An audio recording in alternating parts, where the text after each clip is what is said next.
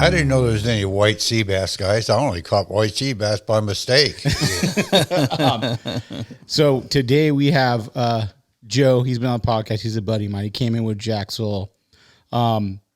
Jack, from what I've heard, if you go back in the Calico history, he is one of the original guys to fish Calico that's alive. Yeah, with artificials. Yeah, with artificials. And bait. Artificials, yeah. Yeah. So, what did you do in the beginning? Like, give us your timeline of what did you do what was your first artificial you used for Calico? Boogie tails and Magambos. Remember them? I don't. Yeah. And there was one other, and I can't think of the name of it, but I was fishing in Ensenada, and Calico bite was unreal down there. How big were they? Yeah, I consider a 4 or 5 pounder a big fish. I've caught a lot of fish bigger than that. Yeah. I've won a lot of trophies on 8-pound fish. And in 40 years, I caught like 4 over 10. And then this year I had 2 over 10, and one was 9.9. With Benny, right? Yeah, with Benny. Yeah. Wow. That's a lot of fish over 10. That's a big deal. Yeah, it's Especially tough. Calico. Yeah, It's tough just to get Calicos. Yeah. Just because, I mean, I feel like reaching a 10 is like catching a 15 largemouth. pretty much. Right. Yeah. Have you Yeah, caught a 10? I've caught. You caught a 10 too, Joe? Yeah. When was that? I have 2 over 10. I got an 11.2. You got a Calico? Yes. You have an 11.2 Calico. Correct. You've never told me about this. Yeah. Why? It's at San Martin Island, so I don't know if You it don't counts. consider it the same? No, it does. I mean, it was. That's the biggest I've heard of next to C's. Yeah. I I guess so, yeah. I may have had. He's had some. I've had some that were well over 10. I mean, I don't know how big they were because I didn't have a scale. Was this in the 80s or 90s, or was it like... Oh, it's been at least 10, 15 years ago, 20 years ago. Shit. But I caught a lot of big fish. Wow. And just like Sacramento now, there's areas of Sacramento where I take guys out. They just want to catch fish, and they average 2-3 pounds. That's big fish. And there's areas of Sacramento that are big fish things, but you don't plan on catching a dozen of them, maybe 3 or 4 for the day. Yeah, like when I went, I barely went to San Clemente with Bobby Martinez and Garrett Ching. Yeah. And we caught a decent amount, but they were all 5s, 4s, 5s. You know, I was like, Still great. that was great. Dude. That's That was, a nice fish, you know. And you see the cool thing that you seem to talk like you just want to catch the fish. You don't really care if they're 8s or 7s. No. You're happy with catching 2s, 3s, 4s. I'd rather just be busy all day catching. There you go. That's a good way to put it. Be busy. I'd rather be busy too. Yeah. I'm not a big fish guy. I don't need, to work all day for 5 big, bites. Yeah. But it's different when you do tournament though, right? You're looking for the big fish. Tournament fishing is different than regular. But I took a guy out of his mic up a little, dude. Like just angle it. There you go. I took a guy out a while back, and off to my left, at the edge of the cope, I seen a boil. I thought, that's yellowtail. I said, over there. So he cast over there, and he got hammered. And he had a little bait caster, and it just tore him up. I said, that had to be a 9 or 10 pound calico. Yeah. It was probably a 40 pound yellowtail. And he thought, my God, I don't want to get one of it. That was Scott. What was the first tournament? Do you remember the first tournament you fished for a calico? Oh, they were way back they were in Ensenada. They had 3 categories: calico, yellowtail, and tuna. Okay. And usually if we had 15 guys fishing calicos, it was a good. My old adversary was Rich Marcel. You ever heard of him? Yeah. Yeah.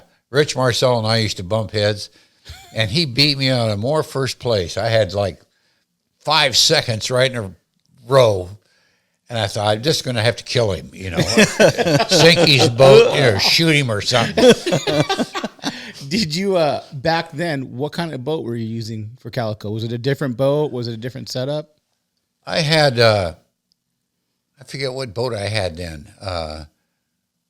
It's been about 24 years ago. I lost a boat, and I lost my best friend with it. I've heard that. I read in the bite. You kind of talk about it a little. That was at Santa Barbara Island. And Were you Calico fishing a lot already? we were fishing calicos. That's all we were fishing. Do you mind telling the story and the conditions and stuff? Well, we went over, and it was absolutely a flat, calm day. Mm-hmm. And we were maybe 100 yards off the beach on the backside of Santa Barbara Island. I was eating a sandwich, my lunch, and Randy stood up in the front of the boat and looked at me and said, "Oh, my God." I thought, what? And that's the last thing I remember. I woke up in the water. My boat was gone. Randy was gone. My life jacket's in the boat that I had bungee corded down to where they wouldn't fall out. They never fell out. So you're a strong swimmer. Well, I was that day. Yeah. I swam probably, I was in water maybe 3 hours. If you ever been to Santa Barbara, I was around the backside. I had to go clear around to the corner to get onto the rocks. Oh, shit. And then when I got on the rocks, it got dark. And I had a couple little baby seals, cuddle up on me and in my lap. And I was in and out all night long. And then about 10 o'clock the next morning, fog was lifting. It was really foggy. I kept hearing helicopters. And I thought, hey, you're cracking up, And all at once out of the fog, this Coast Guard cutter come sliding through the fog, and I was waving my underwear at him because I had him on a stick. That's all I had on was my T-shirt and my shorts. Oh, man. So I waved my T-shirt at him, and they turned and hit me with a spotlight blinker. And then the guys come in a rubber raft, and by then the tide had gone on. I was probably maybe 10, 12 feet off the water on this little shelf. And he hollered, "How the hell did you get up there?" I said, "Never mind, just get me off." And so they went back and got a swimmer, and that young guy come in, and that water, that wave just splattered him on the wall, and he just slid down, and he just jumped up like nothing was wrong. Put me in a rubber Gumby suit, and they hooked a rope behind my back on that ring, and he said, "Turn around." He bear hugged me, and the boat just took off and jerked us right off that cliff. Wow. And next thing I know, I was in the boat, and then pretty soon they got me with a helicopter and went to the hospital. Did you have injuries? Oh, they picked sea urchins out of my ass for an hour. Man. And I was bruised up. But other than that, we just, I was sick for a couple of days. I think I drank so much water. But I come through it all right. Did you, so it was a rogue wave? Yeah. And how far were you off the beach? There was 3 of them. I was maybe at the most 100 yards. Wow. And the first one, I don't even remember it. And I woke up in the water, and as I come up, the second wave hit, and I went down again, and there was 3 of them. And all of us, it was just flat again. Wow. Well, that friend I told you, Rich Marcel, I told him the story, and yeah, that's too bad. But he never believed me. And then about 3 months later, he was on the back of Sacramento with his brand new son-in-law, and he said a rogue wave caught him. He said it had to be 20 feet tall, and just took his boat upside down and slapped him on the water. And he said, "I almost lost my son-in-law. I got him on the bottom of the boat," and they laid on the bottom of the boat upside down for like 3 hours, and a commercial lobster guy got him, saved him. What kind of boat was that? It was a whaler. Rich Marcel's known for whalers, right? Yeah. Like he kind of that whole group Yeah. of guys. Yeah, and what was the name of their team? They're the 2 of them, right? God, Yeah, him it was and- his son-in-law. Yeah, he fished with Killer Whale, right? No. He fishes with John Turner. Okay. Yeah.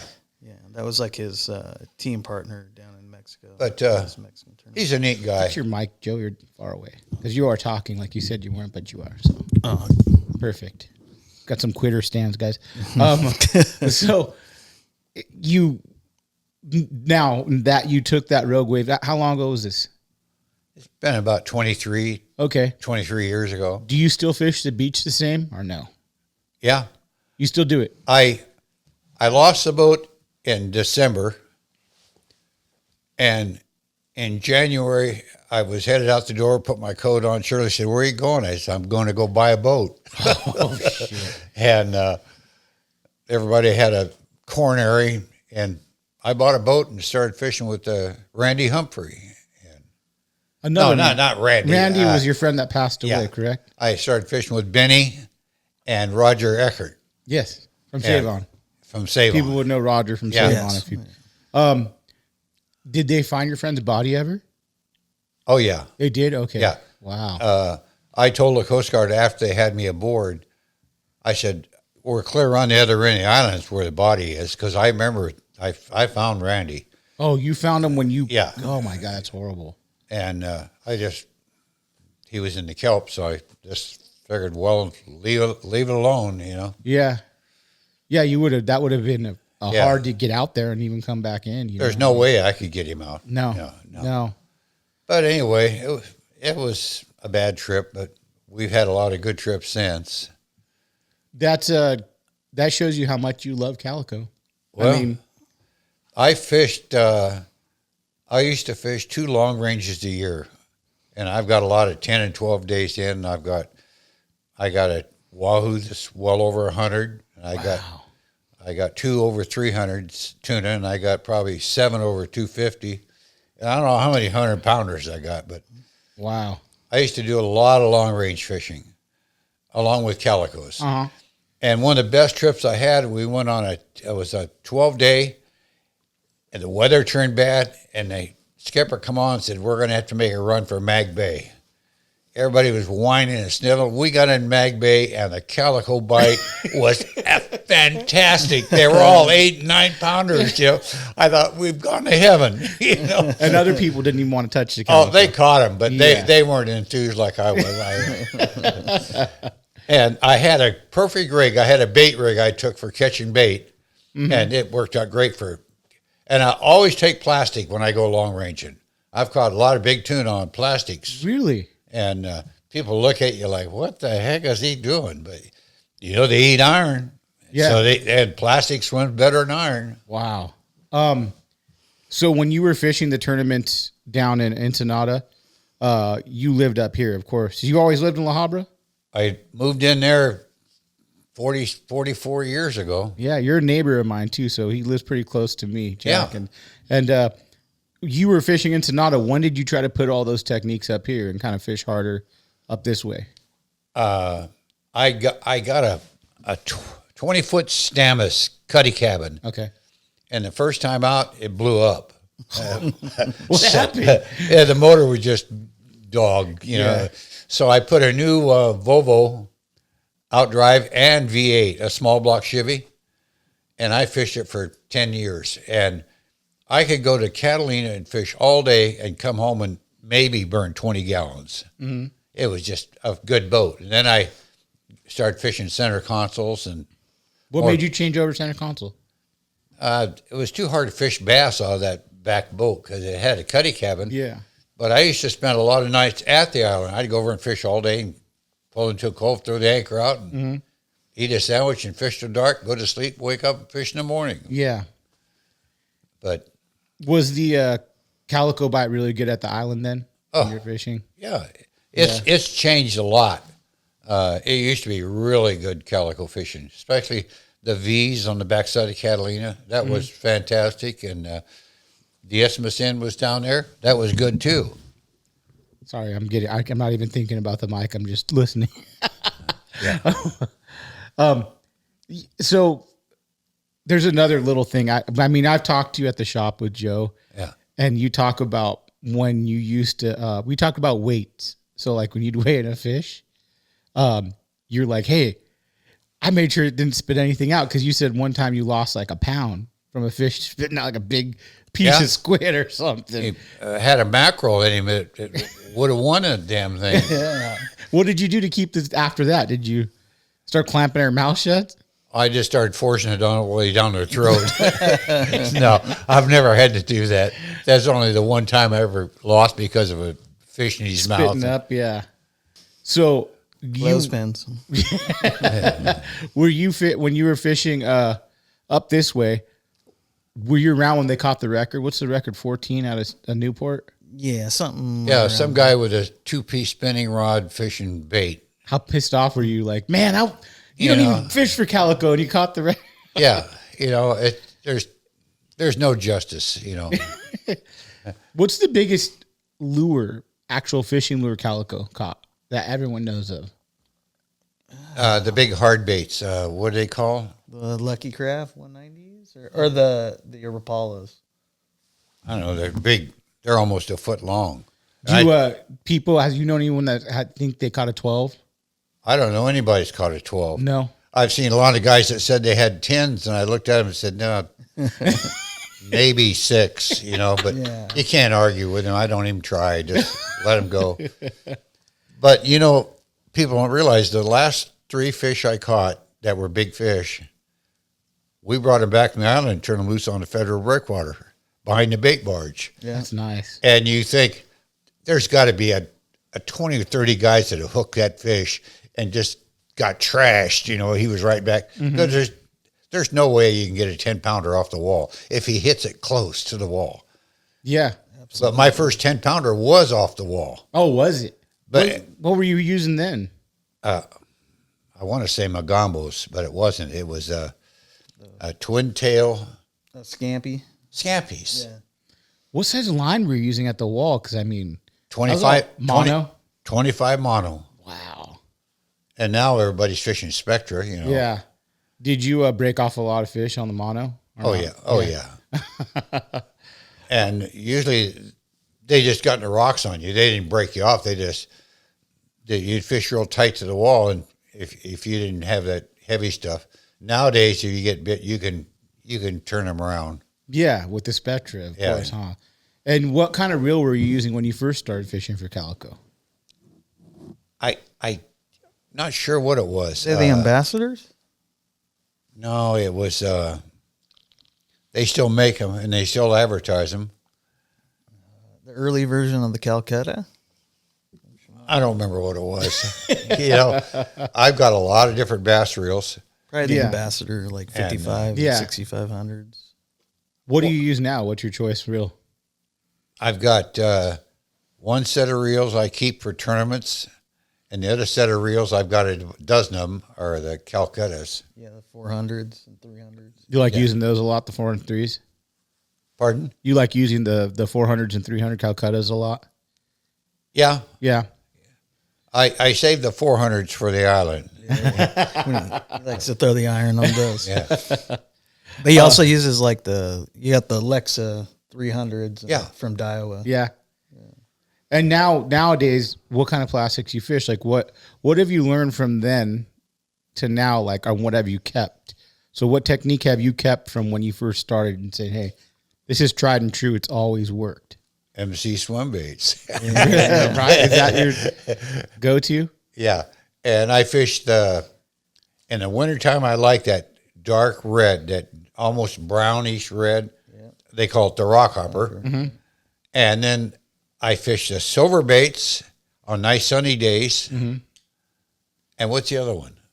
It's pretty much. I've only seen you throw those 2 colors. Yeah. And I've got a brown, that 3-tone brown is a dark brown, light brown, white belly. I've got some of them, but mostly the rock hopper and the silver swim baits. So since Corey started, you kind of been fishing his stuff from the get-go. That's all I've ever fished. Really? And did you have your hands on design when he was doing them and stuff? Because that's another person I'd like to get on the podcast, because I always say there's 3 bait makers that kind of changed. I guess when it happened was Pearl was up here. Or maybe 2. I think Pearl and then Corey kind of was down south. And those are the 2 that kind of started for saltwater. Yeah. Right? Yeah. And that's another one, you were more involved. And he didn't he live with you, started Corey? with, he grew up, San Pedro, I believe. But it started, I think, with Worm King and Fish Trap, and then into MC. Fish Trap was Corey's bait. Okay. And they're all, you can put all 3 of them, I'll lay them there. You can't already tell them apart. But I just like swim baits. Yeah. You're throwing swim baits most of the time when you're fishing, unless there's an iron bite or something. But the biggest mistake guys make, I see them go out and go through a dozen tails in a couple hours. Mm-hmm. is glue. Really? I glue all the heads on, and I can fish the same bait all day long, unless the barracuda are there, and then they'd bite the damn tails off. His second favorite fish. So if there's barracuda, I move. I hate them slimy things. But he has all his baits like pre-glued, eyeballs on all the heads. Everything. Yeah. Everything's all set. Do you think all that makes a difference? Like if there's no eye on the bait, on the head of the bait, stuff like that. If stuff's kind of messed up a little. Well, a while back, I took some baits and glued half of them with cross-eyed, and they didn't catch fish. I think the bass looked at them and said, "Oh, my God, that poor fish is already cross-eyed. I don't want to eat him." So, but no, I've been fishing them heads, the war bait heads. Mm-hmm. They come all rigged. The only thing I do is cut the weed guard off. You hate weed guards. I hate weed guards. They don't do you any good. You don't think so? You throw them in the kelp, they're going to get hung up anyway. So, just the main thing is just have a good time out there.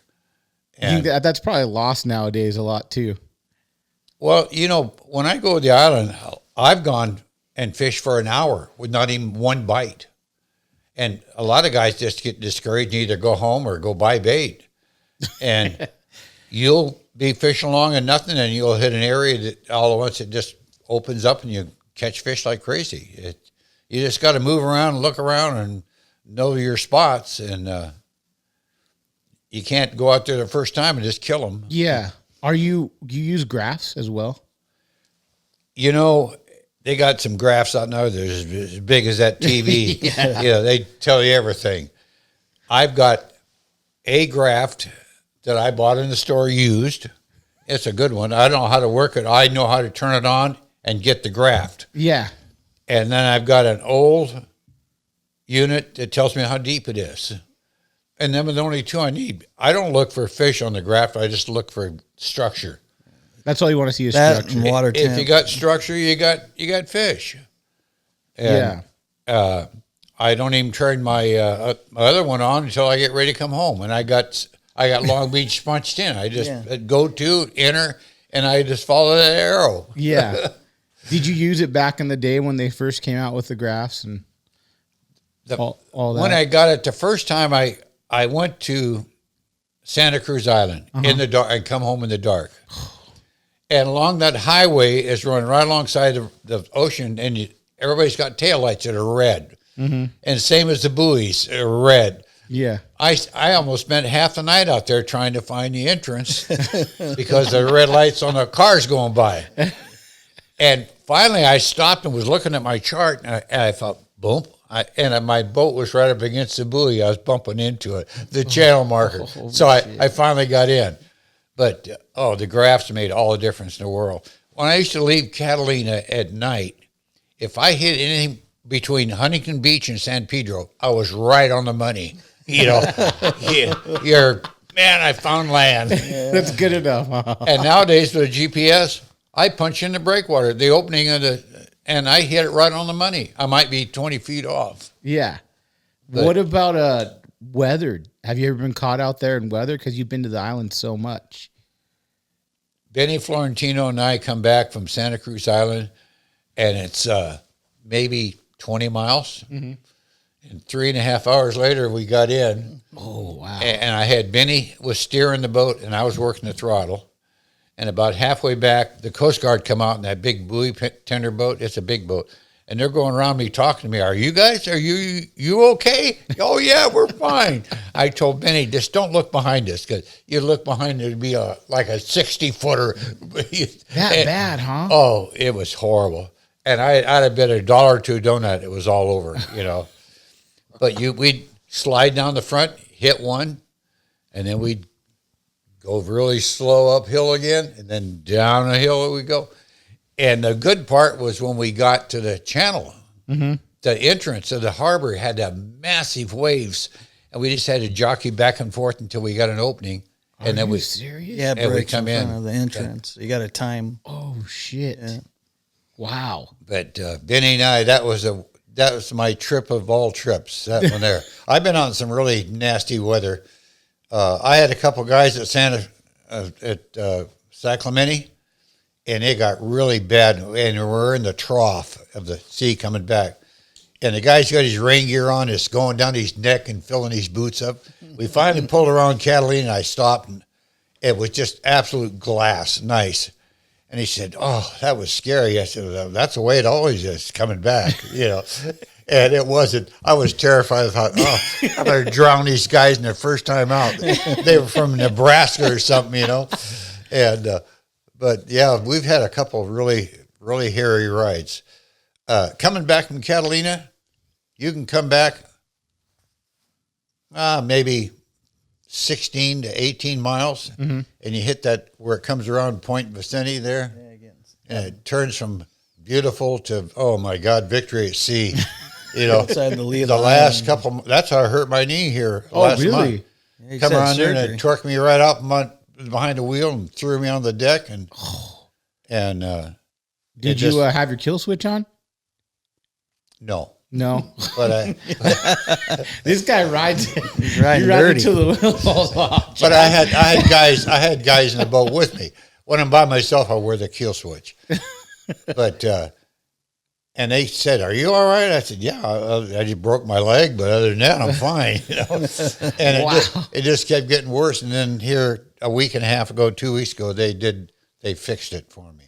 That's nice. So it's pretty much almost back together. You know what's cool is you still fish tournaments as well, right? Yeah, but last year they didn't have that many tournaments. The SWBA, you know, that broke up. I don't know really why, but SWB now is going pretty good. Yeah. And he has some good tournaments, but was SWBA, you think that was like the heyday of calico fishing? Yeah. Yeah. You'd have a breakwater tournament and you'd have 50, 60 boats. Wow. And they had to do away with the shotgun starts, you know, where they just fired the gun and everybody took off because it was life-threatening. Yeah, it was pretty crazy. Yeah. Yeah, I heard James used to be jam crazy in his boat. Yeah. Yeah, they were fun tournaments. And then, but Jerry's doing a really good job with his tournaments. Yeah. They start them they don't just say ready, set, go. They draw a number, like if they have 40 teams or your number 30, that's the boat start. They call them out 30, 31, 32, and everybody takes off one after another. So it's a little safer. I mean, yeah, it's a whole lot safer. Isn't that how they do it in like freshwater? You have groups of guys that go. Yeah. Yeah, I mean, it could get hairy too in that. And the South Shore is really long takeoff there. Yeah, I've been in a couple shots. Because you fished the SBS as well, or SWBA. Actually, I fished some of the earlier spotty tournaments with the SWBA, and then me and Jack fished 2 wall bangers together. Yeah, and it had to be probably some of the worst fishing weather. I mean, one of the times it was no, that was one of Jerry's night wall tournament, not a points tournament, just I think it was like a big fish take all thing. And it was like chocolate milk water, and the wind was blowing like 35, 40. Fuck. Just coming straight through the inner harbor. It was a wall tournament, so it was just, we called it early. It was just like, this is not even worth it right now. Are you a big spotty guy as well, Jack? They could drain the bay, and it wouldn't bother me at all. You hate spotties, huh? I don't hate them, but you go out there and I think everybody in the world fishes spotties. You think, I got a nice little area here, I'll fish, and you go in there and there's already 4 boats in there. Yeah. And I've caught them, they're all right, but nothing like a calico. Sand bass, your sand bass guy as well? Second favorite fish. I hate sand bass. You hate sand bass as well. I was going to try to pick your brain. I'm fishing the next on rookie division. I was just about to tell you, don't waste your time on that one. I'm fishing the next SBS. Oh, that's San Diego. No, we just did San Diego. No. So this is Long Beach. That's right. That's right. But it's four sand bass, 1 calico. If you want to catch a calico. It can be 5 sand bass. Well, I caught all calico when I went. So I was fucked either way. But I mean, it could be, you could have 1 calico if it's good, but 5 sand bass. But that's a whole nother thing. I'll see you. Yeah. I'm fishing that one. With Diego, right? Yeah. Yeah. Okay. And- you guys had boat problems on the last one? I didn't fish the last one because No. I had boat problems. Oh, you did? Yeah, they're still working on it. In fact, Oh, no way. What happened to the boat? it just quit. Oh, really? Yeah. He runs it till the wheels falls off, and then he And goes we back said, and well, fixes them. it's broke. You know, that covers everything. When you say it's broke, it can be anything. How many boats have you had? I used to buy beat up freshwater boats, the old 35s and 40s on them, and clean them up, wash them, scrub them, get them to where they run. And most of them I sold to guys in fish Salton Sea back when they were fishing Salton Sea. But I haven't had that many boats. I had the Stamus for 10 years or so. Okay. And from then on, I've had center consoles. What kind of center consoles were you running? Right now, mine's a, what is that? A Yeah, Wellcraft? Yeah. Wellcraft? it's like the It doesn't was have a- a top cap on it. It's It like was a a commercial. boat. They only made 4 of them. Yeah. 4 of them on the West Coast. Wow. And the reason is they're Kevlar, and it's got a rolled edge, no gun, no deck. It's got a rolled edge on it, and it's just the toughest. I mean, that boat's just. It's great. I give mine hell, and it's still hanging in there. The only thing is, I had a rail put on the front because the front deck is flush. I fell off of it 3 times in December Wait, into the water? into the water. The drink. And you'd be on the bow fishing, and what would happen? You're not paying attention, and some guy comes behind you a half mile out, but then the weight catches you, and all of it, you're running around up there, and you run right over the side. So I brought it in and had a high rail put on it. Okay. And everybody said, "Oh, that looks nuts." Well, it saved my ass many times. Do you have a leaning post in the front as well? I have a pedestal seat. Yeah, pedestal seat. Yeah. You know, a lot of guys think it's I have one. I got to get it for mine. I lean on my center console, but I don't see many guys using it. I fucking love it, you know? Yeah, especially in the salt water. Yeah. It just saves their back, man. Dude, I hate, like, the wall especially. Yeah. When something's coming on the wall, I could just hang on to the post or lean on the post and you're good to go with the boat. Yeah, you just grab right under the Yeah. seat and hang on. Maybe just old guys want to have pedestal seat. Yeah. Years ago, I used to fish the wall every week. And we'd tell my wife, we'll be home by midnight. And Randy'd go, Jack, we're in trouble. The sun's starting to come up. You know, but you'd get ready to go home, and that's when the bite would start every time. You know, you think, damn. That's a fun place to fish, and it's a Southern California thing. You know that at least for Calico, you can't do it anywhere else. And have a break wall like that produces probably some of the top Calico or sand bass fishing if you think about it. Yeah, it's And it's great local, fishery. right? Yeah, it's and you can always, if it gets nasty, come around fish the inside wall. Yeah. And Was it pretty banging when you first started fishing it back in the day? yeah, they still have good days and good nights. I mean, you can go out there one night and not catch a couple skinny sand bass and one nice calico, and other nights you go out there and the bite's wide open. Yeah. But when the bite's wide open, you can figure you're going to lose 2 out of 5 fish at least. You know, they're going to rock you. Yeah. But I like to think them calicos I've turned loose on the wall have just ruined more guys, you know, or they're still talking about Thousands of dollars in gear, huh? Yeah. Yeah. That's funny, man. Have you caught any since you fished the harbor a lot, have you caught any exotic fish inside of the harbor or on the wall? I've caught a bathing suit. You know, I figured somebody went home cold or naked. Yeah. I never have fished inside the wall that much. No. Sea bass on the wall. I'm sure you've caught some white sea bass. I've caught some white sea bass. There used to be a white sea bass spot on the other side of San Pedro Lighthouse on the outside. Oh, that was a good white sea bass place. But Really? lately, I haven't heard of anybody getting anything in there. Yeah. Yeah, that's What's that beach right up from the end of the breakwater? Cabrillo right there? Cabrillo. Yeah. I've caught some nice fish up at Cabrillo years ago. God, Cabrillo used to be so good. Was it? Oh, it was epic. Yeah. That's where did Eric and Evan both flipped their boat. No, Evan flipped his down at Trump. He was down at Trump, and then Eric Bent Flipped his boat there. at like inside Furman, Cabrillo. Yeah. Man, a lot of guys On a little, it was like a little wave. Yeah, too, that's and what he said. Just picked it up and bloop. Man, you would think people would learn, but you get up close in the surf, and I've almost shit my pants twice where I'm like, I have all these guys on. I go, man, you got to be careful. But then you get bit by a big fish, and you're like, I'm going to go a little closer.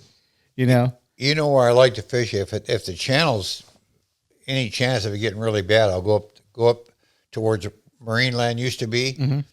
And there's that one point before you get to marine land, 6 way out.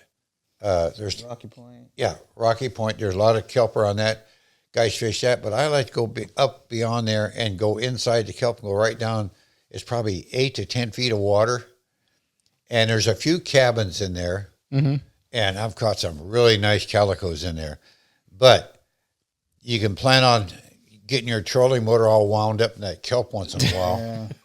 And then you have to fire the big motor, and you hope it doesn't get all wrapped up. Yeah. It isn't for just anybody. You gotta have no sense at all to go in there. Did you fish Laguna a lot down that way? No. Never. I fished San Diego, and I got one area between, what's the launch ramp before San Diego? Mission Bay or Oceanside? Mission Bay? Well, that's right before. Yeah.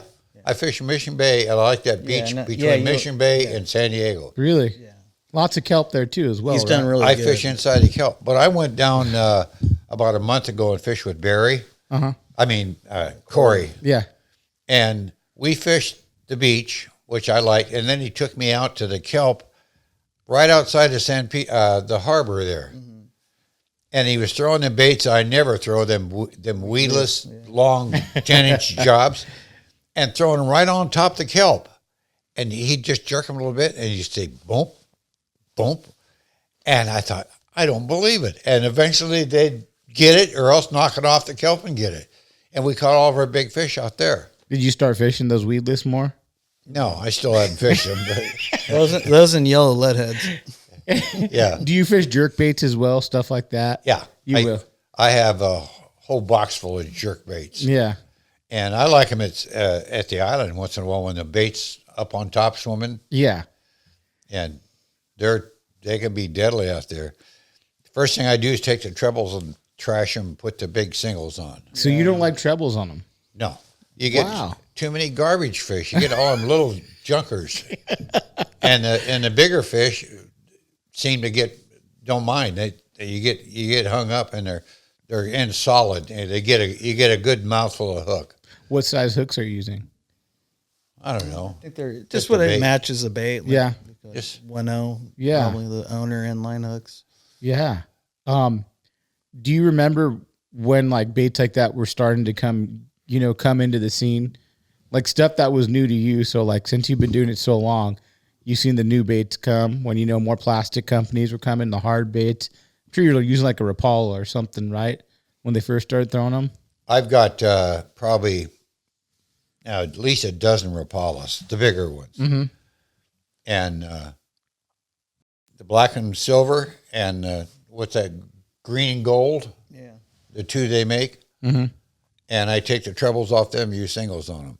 And then I've got, I don't think I got any smaller ones. All my hard baits are bigger baits. And they work really well at Sacramento on the front side with slick. Yeah, that's a Between the kelp, because they don't swim where the dam in the kelp.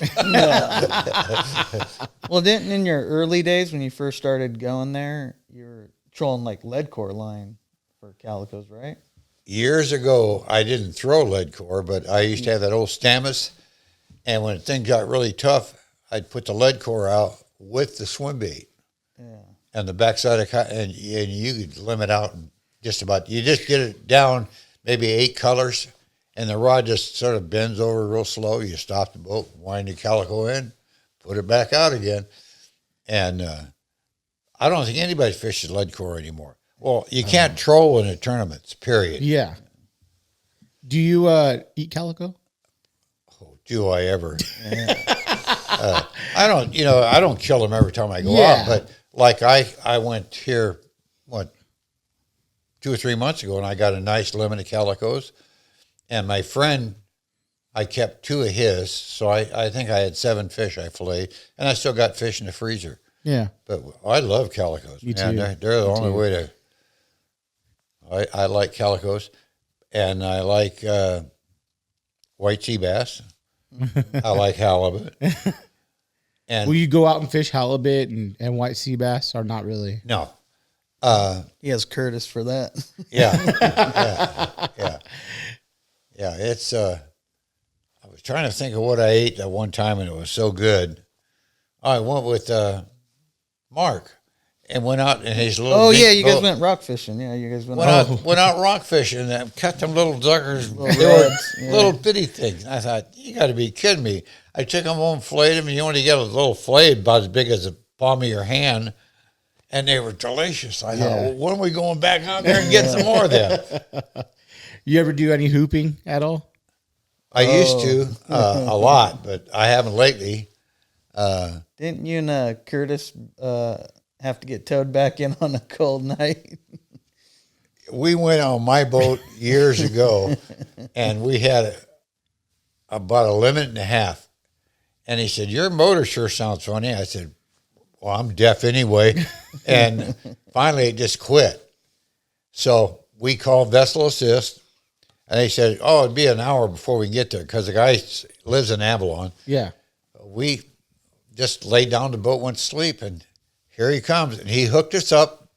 It was about a 3-hour run back pulling us, and it got really crappy. And we're laying on the deck with no blankets on each side of the console, drowned.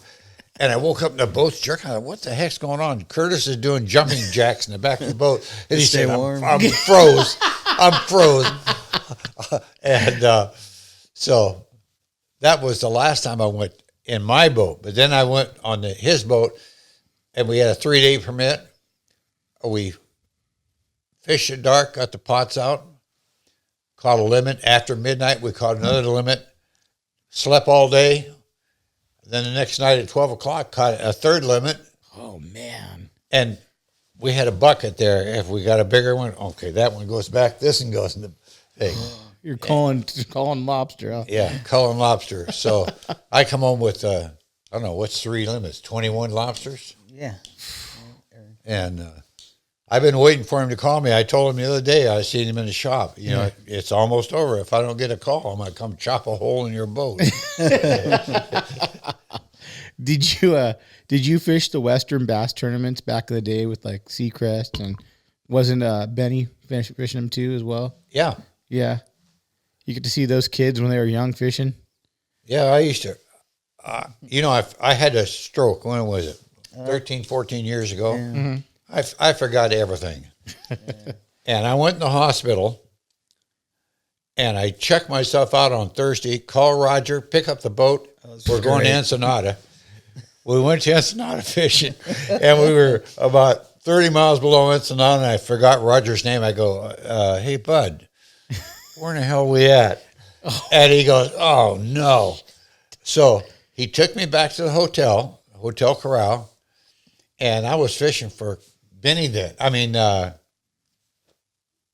what's his face? Fish Trap.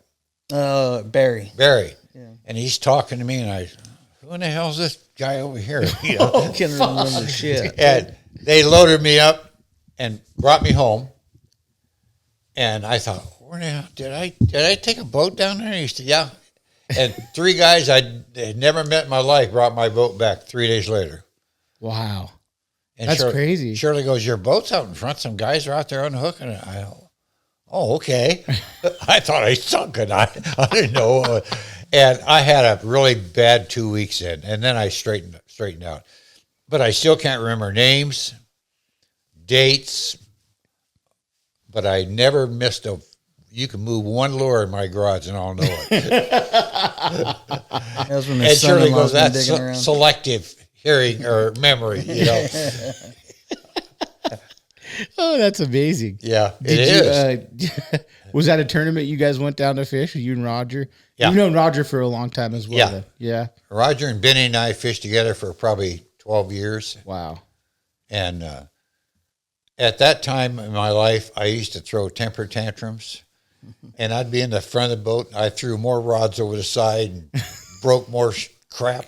And they just huddle up in the back of the boat, just like, he'll be done in a minute. And they give me a bad time about it now. But I just don't. I don't lose my cool anymore. And you have a good outlook where it's just to have fun, right? Yeah, it's out here to have fun. Don't let it get. No more tournament. Well, when you got to turn it on, right? I fish tournaments, but to me, the tournaments anymore are mostly to meet people. Yeah. Guys you haven't seen in forever. I run into the guy in the tackle store. Mike Lane. Mike. I haven't seen Mike, and I've known him since little kids are running around. Now they're 16 years old. Yeah. Yeah, that's great. That's cool hearing all the history, especially you've seen it all. I mean, how many tournaments and how many different style tournaments from the Western Outdoor News stuff to SWBA to SPS. And you don't get a lot of people that have done this, what you've done, and especially Calico. I know this is super nichey, but to us, this is like talking to Butch Brown of Swim Baits or someone, Who's the guy that used to run Western Outdoor News? That one of the bigger ones. I took him to Santa Barbara Island. Oh, yeah. I got him. I can't remember his name right now. We had a really good day. But there was another boat with us. Barry Breitenberg had his boat. And we're coming back. Barry passed me. I thought, no, you're not going to get away with that. I'd pass him. He'd pass me. Anyway, by the time we hit the Long Beach area, we were both flat out, 5,500, just. And I threw him into the dash, and he, bloodied his nose and was all beat up. He said, I've been on a lot of fishing trips on a lot of big boats, but this is the worst trip I've ever had in my whole life. But he's a neat guy. I'd never met anybody fished. In all the years I've been fishing, I've only met one person that I didn't like. That's amazing. Yeah. That's really good. I think somebody finally beat him up and threw him in the trash somewhere. You've met him. Popeye. Huh? Popeye, yeah. I won't even say his name. I just got to go like was that. it fishing related? You just didn't like him about fishing? That's up to Jack to tell you the don't story. have to talk about it, Jack. No, He just was an inconsiderate jerk. guy. Like to make up stories. Yeah. But think about But personal shit. Did you fish with Mike Gardner a lot too, as well?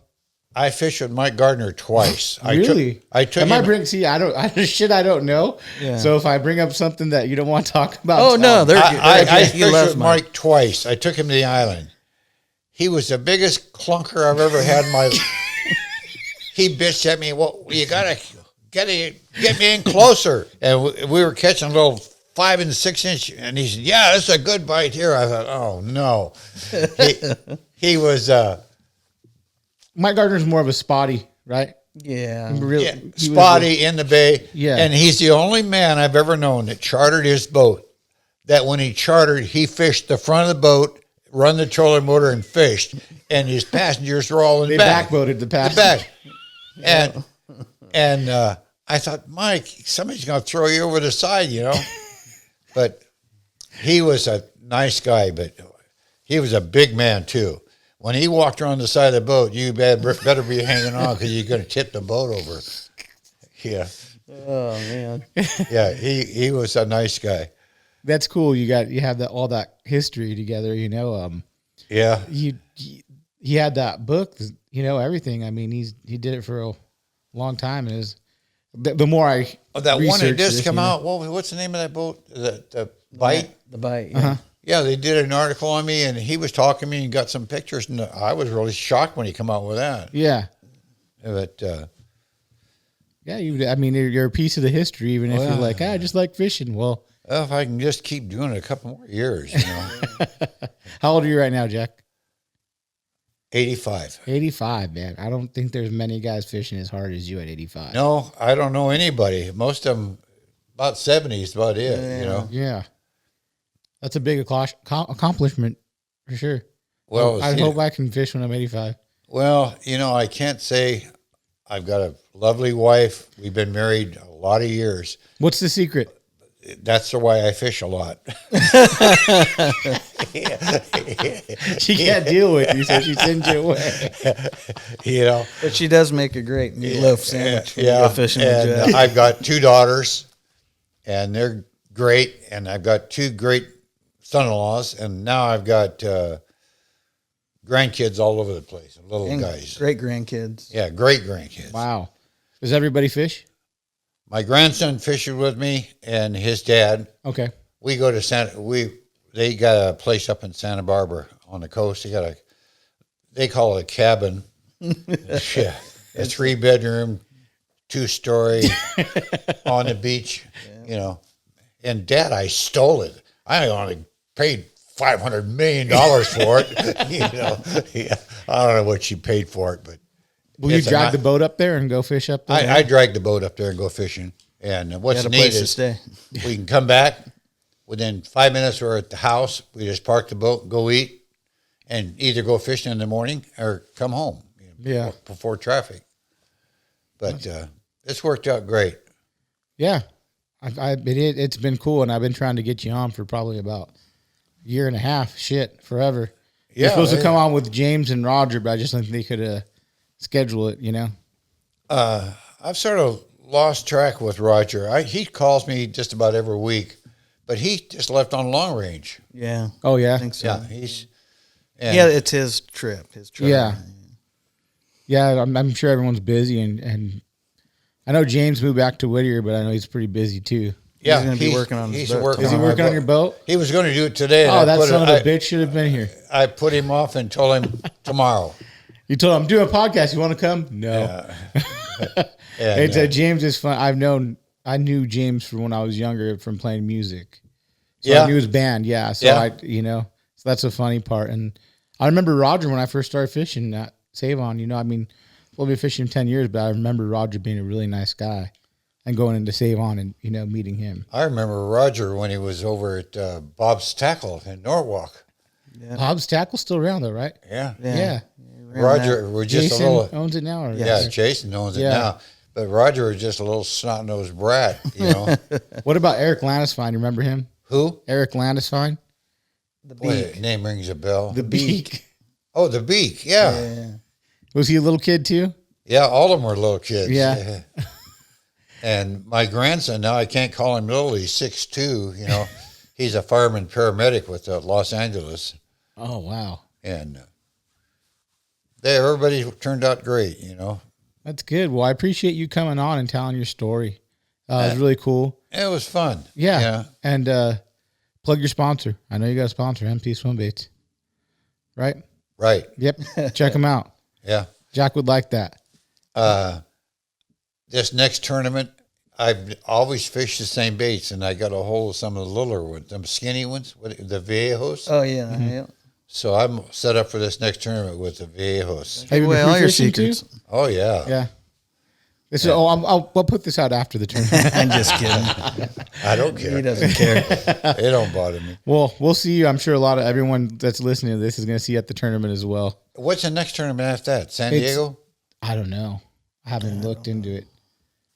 Yeah, the San Diego one was not nice to me, so I won't fish the bay. Yeah, I hate that bay down there. And I finally found a good area to fish down there, and the Navy run me out. I was at the submarine base, inside there. It was a really hot bite in there. And I had like three machine guns on me. fuck that quick. Oh, they're there in a hurry.